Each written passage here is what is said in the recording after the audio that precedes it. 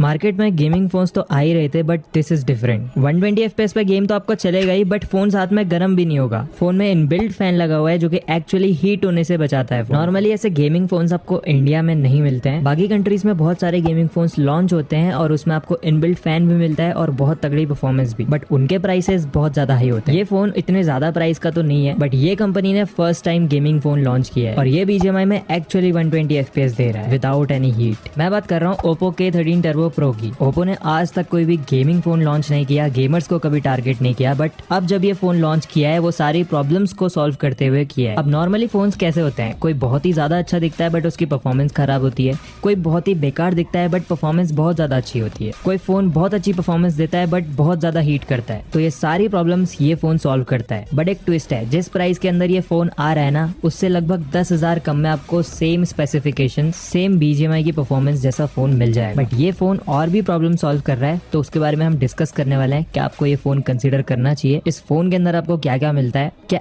Actually आपको जरूरत नहीं पड़ेगी वो 50-60,000 70,000 के गेमिंग फोन लेने की इस फोन को लेने के बाद। तो चलो इस वीडियो को स्टार्ट करते हैं। बट अगर आपने अभी तक सब्सक्राइब नहीं किया हुआ है तो भाई जल्दी से कर लेना। अब Oppo ने ना 2 फोन्स एक साथ लॉन्च किए हैं और ये कंफ्यूजन क्रिएट कर रहा है कौन सा फोन ज्यादा पावरफुल है, Oppo K13 Turbo and Oppo K13 Turbo Pro। और जो फोन में इनबिल्ट फैन है वो दोनों ही फोन्स में है, तो बिल्कुल भी कंफ्यूज मत होना। अगर आपने K13 Turbo Pro की स्पेसिफिकेशंस देख के K13 Turbo ले लिया ना तो भाई बहुत ज्यादा रिग्रेट करोगे। तो जो एक्चुअल में अच्छी गेमिंग परफॉर्मेंस आपको निकाल के दे सकता है, BGMI में 120 FPS निकाल के दे सकता है, वो है Oppo K13 Turbo Pro और इसका प्राइस है 38,000 रुपीज। और इस फोन के अंदर जो आपको प्रोसेसर मिलेगा वो है Snapdragon 8s Gen 4। 8s Gen 4 actually में पावरफुल प्रोसेसर है। Snapdragon 8 Gen 3 जितनी पावर है इसमें। लगभग 2 मिलियन के आसपास Antutu स्कोर्स आते हैं और प्राइमरी कोर की स्पीड 3.21 GHz तक है। अब देखो ये प्रोसेसर पावरफुल तो है, बट ये प्रोसेसर आपको वो फोन्स में मिल जाएगा जो 38,000 रुपीज से भी कम में मिलते हैं। फॉर एग्जाम्पल iQOO Neo 10 ये आपको 34,000 रुपीज में मिल जाएगा। Poco F7 32,000 रुपीज में मिल जाएगा। तो ये फोन्स अवेलेबल है सेम पावर के साथ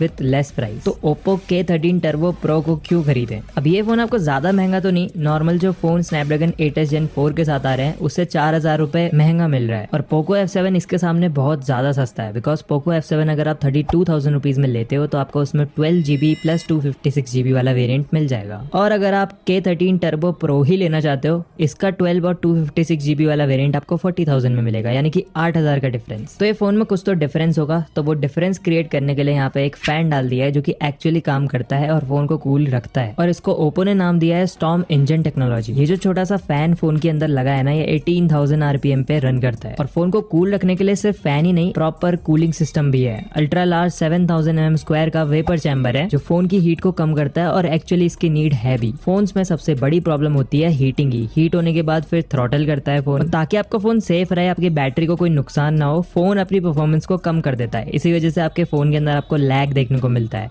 अब अगर फोन हीट ही नहीं होगा तो फिर भाई लैग तो ऑब्वियसली नहीं होगा। बट क्या ये फैन एक्चुअली काम करता है? तो BGMI की परफॉर्मेंस की बात करते हैं। K13 Turbo के अंदर आपको BGMI में 120 FPS पहले से अनलॉक मिलेगा और ये इजीली आपको गेम के अंदर 118 से 120 FPS तक स्टार्टिंग पे देगा। पर जैसे जैसे आप गेमिंग करोगे थोड़ा बहुत फोन तो हीट होता ही। अब ऐसा भी नहीं है कि भाई फोन में फैन दे दिया तो फिर वो पूरा ठंडा रहेगा। अगर ज्यादा घंटे तक आप गेमिंग करते हो तो हर फोन के अंदर आपको FPS के अंदर ड्रॉप देखने को मिलता ही मिलता है। तो इस फोन में भी अगर 1-2 घंटे की गेमिंग आपने कर लिया उसके बाद आपको 115 से 118 FPS तक देखने को मिलेंगे और कुछ केसेस में आपको इससे कम FPS भी जाते हुए दिखेंगे। बट 115 से 118 का एवरेज मैं आपको बता रहा हूँ। 38,000 रुपीज के हिसाब से अगर एवरेज हमको 115 से 118 का मिल रहा है तो ये काफी सही है। ऐसा इसीलिए पॉसिबल हो पा रहा है बिकॉज ये फोन हीट कम करता है बाकियों के मुकाबले। iQOO Neo 10 के अंदर आपको 120 FPS तो BGMI में मिल चुका है, लेकिन उसमें कुछ प्रॉब्लम्स चल रही है। वो 120 FPS अगर आप खेलते भी हो तो भी वो 90 पे स्टक हो जा रहा है कई बार। और Poco F7 में 120 FPS आज तक गेम में आया ही मतलब फोन में सेम प्रोसेसर है Snapdragon 8s Gen 4, but still इसमें 120 FPS नहीं है। सेम इसके पुराने मॉडल्स के साथ भी हुआ, BGMI में इनको 120 FPS मिलता ही नहीं है। अगर आप ग्लोबल के साइड जाओगे वहां आपको मिल जाएगा। तो इस फोन का ये ड्रॉबैक है। अगर आप सस्ते के साइड जाते हो तो आपको 90 FPS मिलेगा बस गेम में, बट सेम प्रोसेसर के साथ। बट 90 FPS पे भी Poco F7 बहुत अच्छा परफॉर्म करता है क्लासिक में भी, क्योंकि इसका प्रोसेसर पावरफुल है। तो 30,000 से लेके 40,000 के बीच में मैंने आपको 3 ऑप्शंस बता दिए हैं। सबसे पहला Poco F7 जिसमें आपको 90 FPS मिलेगा। उसके बाद आता है iQOO Neo 10 जिसमें आपको सेम प्रोसेसर मिल रहा है बट विद 120 FPS। लेकिन ये फोन 120 के बाद भी 90 पे स्टक हो जाता है काफी टाइम। उसके बाद अपना ये नया Oppo K13 Turbo turbo pro जो कि इजी 120 FPS चला के दे रहा है। अब अगर आपको कंटेंट क्रिएशन करना है या फिर कहीं पे आपको POV रिकॉर्ड करना है गेम खेलते हुए तो तीनों फोन्स में आप कर सकते हो, बट अगर आप 90 FPS पे रिकॉर्डिंग करोगे तो वो ज्यादा बेटर रहेगा, उस पर आपको स्टेबिलिटी मिलेगी। नेक्स्ट चीज है battery life. K13 turbo pro में आपको 7000 mAh की बैटरी मिल रही है जो कि सेम है Poco F7 and iQOO Neo 10 जैसे। 80 वॉट की फास्ट वायर्ड चार्जिंग है और बाईपास चार्जिंग भी आपको मिल जाती है इसमें, जो कि आपको तीनों फोन्स में मिलेगी। आजकल के जितने भी फोन्स आ रहे हैं सब में आपको बाईपास चार्जिंग का ऑप्शन मिल रहा है और गेमिंग के लिए ये इंपॉर्टेंट भी है। इस बार ओप्पो ने कैमरा सेंट्रिक फोन नहीं बनाया है, गेमिंग पे ज्यादा फोकस करा है। अगर आप ज्यादा फोटोग्राफी करते हो और ओप्पो का फोन फोटोग्राफी करने के लिए ले रहे हो तो भाई ये वाला फोन आपके लिए नहीं है,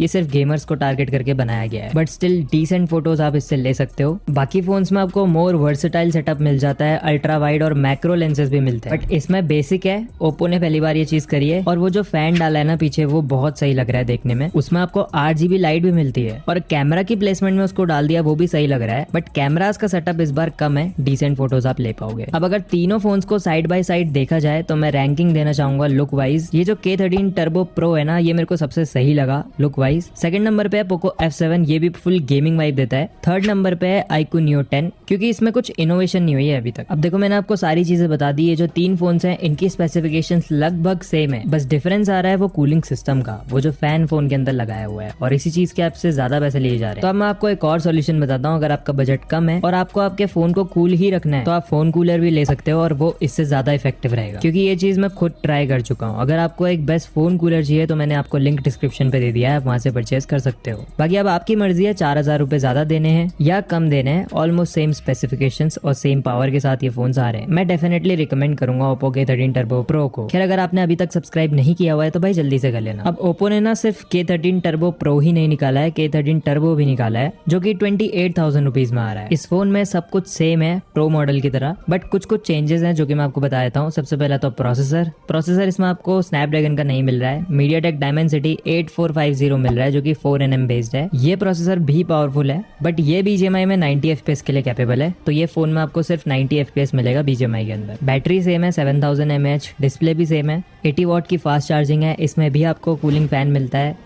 थोड़ी सी रॉ परफॉर्मेंस आपको कम मिलेगी प्रो मॉडल के कंपैरिजन में, बाकी सब कुछ इस फोन के अंदर सेम है। 10,000 रुपीज का डिफरेंस। अगर आपका बजट कम है 28,000 जितना है तो ये फोन भी आप ले सकते हो, इसमें भी आपको अच्छी परफॉर्मेंस मिलती है इस सेगमेंट के अंदर। और बाकी सब प्रो वाले फीचर्स तो है ही, बट मेरे अकॉर्डिंग यार इसके अंदर भी स्नैपड्रैगन का प्रोसेसर देना चाहिए था। 8s Gen 3 तक प्रोसेसर दे सकते थे। खैर कोई बात नहीं, डायमेंसिटी भी आज के टाइम पे अच्छे परफॉर्म कर रहे हैं, बट थोड़ा सा हीट ज्यादा करते हैं और लॉन्ग टर्म में थोड़ा सा कम परफॉर्मेंस दे पाते हैं। दैट्स वाई मैं आपको प्रो मॉडल ज्यादा रिकमेंड करूंगा। और जो इसके अल्टरनेटिव्स है वो भी आप ट्राई कर सकते हो क्योंकि परफॉर्मेंस उनमें भी सेम है और कम प्राइस में आपको मिल रहा है। तो इसका लिंक मैं आपको डिस्क्रिप्शन पे दे दूंगा, आप अगर परचेस करना चाहो तो कर सकते हो। बाकी अगर आपको फोन कूलर चाहिए तो उसका भी लिंक मैंने आपको डिस्क्रिप्शन पे दिया है। इस वीडियो में इतना ही था, आपको वीडियो पसंद आई हो तो लाइक कर देना, चैनल पे न्यू हो सब्सक्राइब करना। मिलता हूँ मैं आपसे अगली वीडियो में, अभी के लिए बाय बाय।